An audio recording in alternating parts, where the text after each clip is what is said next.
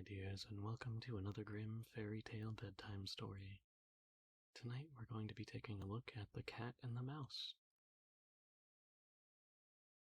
A cat had made the acquaintance of a mouse, and had said so much to her about the great love and friendship that he felt for her, that at last the mouse agreed that they should live and keep house together.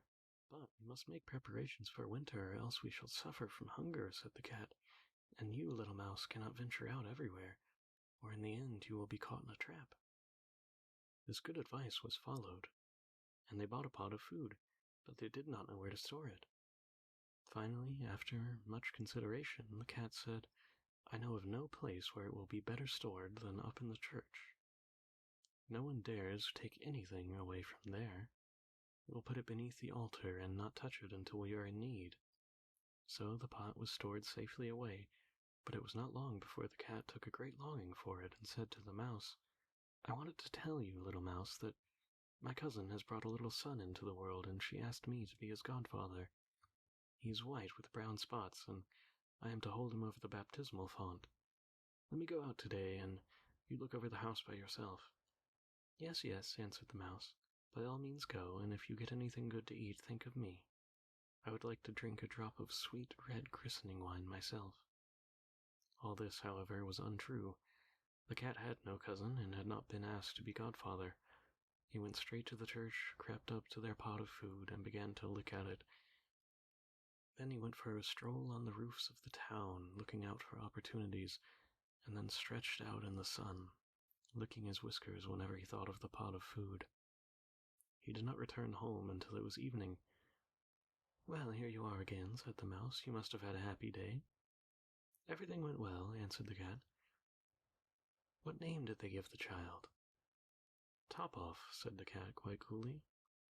"Top-off?" cried the mouse. "It's a very odd and uncommon name. Is it a usual one in your family?" "What does that matter?" said the cat. "It is no worse than Crumb Thief, as your godchildren are called." Before long the cat was seized by another fit of longing. He said to the mouse, "You must do me a favor and once more manage the house alone for a day. I've been asked again to be godfather, and since the child has a white ring around its neck, I cannot refuse." The good mouse consented.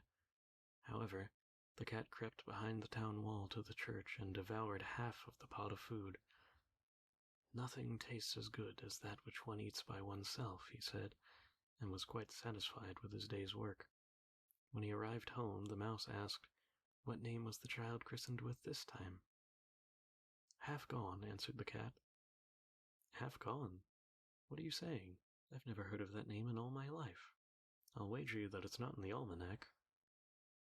The cat's mouth soon again began to water for the delicious foods. "All good things come in threes," he said to the mouse. "I've been asked yet again to be godfather.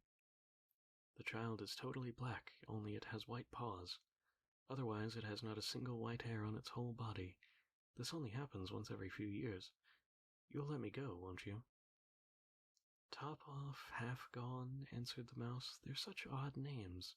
They make me stop and think."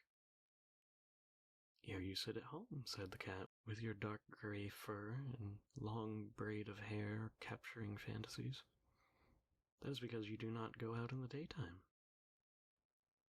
During the cat's absence, the mouse cleaned the house and put it in order, but the greedy cat devoured all the rest of the food. "One has peace only after everything is eaten up," he said to himself. Well filled and fat, he did not return home until night-time. The mouse immediately asked what name had been given to the third child. "You will not like it either," said the cat. "His name is All Gone." "All Gone?" cried the mouse. "That is the most worrisome name. I've never seen it in print. All Gone. What can that mean?" She shook her head and curled herself up and laid down to sleep. From this time forth, no one invited the cat to be godfather. But when winter had come and there was no longer anything to be found outside, the mouse thought of their stored food and said, "Come, cat, we will go to our pot of food which we have stored up for ourselves. It will taste good now." "Yes," answered the cat, "you will enjoy it as much as you would enjoy sticking that dainty tongue of yours out the window." They set out on their way, but when they arrived, the pot of food was, to be sure, still in its place, although, alas, it was empty. Ah, said the mouse, now I see what has happened. Now it comes to light. You are a true friend. You ate everything when you were serving as a godfather. First top off, then half done, and then... Be quiet, cried the cat. One more word and I will eat you too. All gone was already on the poor mouse's lips. She had scarcely spoken it before the cat sprang on her, seized her, and swallowed her down. You see, that is the way of the world.